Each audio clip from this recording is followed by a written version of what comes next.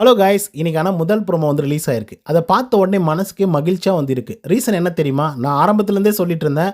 ஆதிரைக்கு ரொம்ப ஆட்டிட்யூட் பிரச்சனை இருக்கு. ரொம்ப ஆட்டிட்யூட் காட்டுறாங்க. பிஹேவியரல் பிரச்சனை வந்து இருக்கு அப்படின்னு சொல்லி. அதுக்கேற்ற மாதிரி இன்னைக்கு வந்து விஜய் சேதுபதி அவர்கள் ஃபர்ஸ்ட் எபிசோட் அவருக்கு கிராண்ட் லான்ச்லேருந்து இப்போ அவருக்கு வந்து ஃபர்ஸ்ட் எபிசோட்.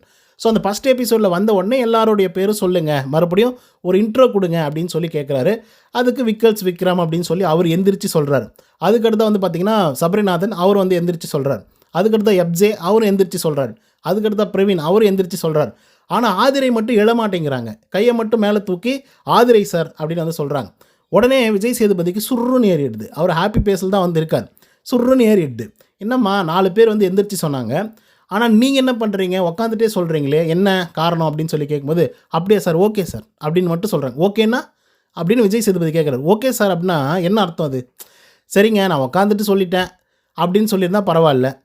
ஓகே சார் அப்படின்னு சொன்னால் என்ன அர்த்தம் அது அப்படின்றது எனக்கு சுத்தமாக புரியல. அது வந்து ரெஸ்பெக்ட்ஃபுல்லாக இருக்குமா அப்படின்றத நீங்களே யோசிச்சு பாருங்கள். அடுத்ததாக விஜய் சேதுபதி கேட்குறாரு. ஏமா 4 பேர் எந்திரிச்சு சொன்னாங்க, அவங்களுடைய பேரை இன்ட்ரொடக்ஷன் பண்ணிக்கிட்டாங்க, நீ ஏமா எந்திரிச்சு சொல்ல அப்படின்னு சொன்னோடனே, சார் அது அவங்களுடையது சார், அது அவங்களுடைய பிரச்சனை, இல்லை அவங்களுடைய ஸ்டைல், இது என்னோடது சார் அப்படிங்கிற மாதிரி சொல்கிறாங்க. ஏமா எல்லாரும் டிஸ்கஸ் பண்ணுறதுக்குன்னு ஒரு டாப்பிக் எடுக்கிறோம், எல்லாரும் எப்படி பதில் சொல்கிறாங்களோ அப்படி தானே சொல்லணும். நீங்கள் மட்டும் வேறு மாதிரி சொன்னீங்க அப்படின்னா, சொல்லிவிட்டு ஹர்ட் ஆகிற மாதிரி வந்து சொல்லிவிட்டு, இது ஒரு வேளை பர்சனலாக நான் எடுத்துக்கிட்டேன் அப்படின்னா அது ஹர்ட்ஃபுல்லாக தானே இருந்து இருக்கும். இது சரியாக நீங்களே சொல்லுங்கள் அப்படின்னு சொல்லி ஒரு கேள்வி கேட்குறாரு. ஆதிரைக்கு வெளுத்து வாங்கி போச்சு. ஏன்னா என்னடா இந்த மனசு இப்படி கேள்வி கேட்டாரே அப்படிங்கிற மாதிரி. ஆக்சுவலாக இது ஒரு பிஹேவியரல் ப்ராப்ளம் தான் அவங்களுக்கு இருக்கிறது. ஒரு சாதாரணமான ஒரு விஷயம், எந்திரிச்சு இன்ட்ரொடக்ஷன் கொடுக்கணும் அப்படின்னு சொன்னதை இவங்க எந்திரிக்காமல் ஒரு இன்ட்ரொடக்ஷன் கொடுக்குறாங்க அப்படின்னா எந்த அளவுக்கு திமிருத்தனம் இவங்களுக்குள்ளே இருக்கும் அப்படின்றத யோசிச்சு பாருங்கள். இன்கேஸ் நான் வந்து இன்னும் சிம்பிளாக சொல்கிறேன், நமக்கு 1000 பிரச்சனை இருக்கும் ஒரு இடத்துல. அதுக்காக வந்து ஒரு ஆளை போய் ரொம்ப தப்பாக நடத்திட முடியுமா? தப்பாக பேசிட முடியுமா? இல்லை வந்து அவங்களுக்கு மரியாதை கொடுக்காமல் இருந்துடலாமா? அப்படின்ற ஒரு கேள்வி வருது இல்லை.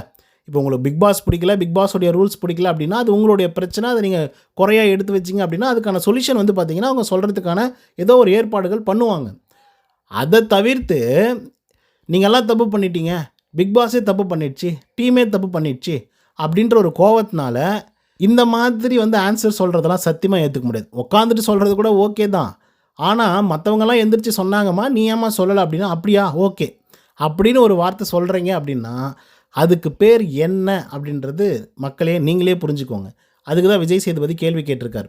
அண்ட் இன்னொரு முக்கியமான விஷயம், நேத்திக்கெல்லாம் ஒரு மாதிரி பேசிகிட்டு இருந்தாங்க. குறிப்பாக பிக் பாஸே வந்து வேஸ்ட்டு, அவங்க டீம் வந்து சரியாக ரூல்ஸ் அண்ட் ரெகுலேஷனை ஃபாலோ பண்ணுறதில்ல அப்படி இப்படின்னு. அதை பற்றி அவர் டிஸ்கஸே பண்ணல. அதுக்கான செருப்படி இன்னும் தரல. ஆனால் சாதாரணமாக ஒரு இன்ட்ரடக்ஷன் உங்களை பற்றி சொல்லுங்கள் அப்படின்னு சொன்னால் கூட எந்திரிச்சு சொல்ல முடியல அப்படின்னா நீங்கள்லாம் பிக் பாஸ் வீட்டுக்குள்ளேருந்து என்னத்தை கழட்ட போகிறீங்க? இந்த சமுதாயத்துக்கு என்ன நீங்கள் சொல்லித்தர போகிறீங்க? இதுக்கு திவாகரும், கலையரசனும், பலூன் அக்காவும் இவங்கெல்லாம் பிக் பாஸ் வீட்டுக்குள்ளே இருக்கிறது எவ்வளவோ மேலு அப்படிங்கிற மாதிரி தான் வந்து இருக்குது. ஸோ இதை பற்றின உங்களோட கருத்துக்கள் என்ன அப்படிங்கிறத கமெண்ட்ஸில் சொல்லுங்கள். இந்த வீடியோ பிடிச்சிருந்தால் லைக் அண்ட் சப்ஸ்கிரைப் பண்ண மறந்துடாதீங்க.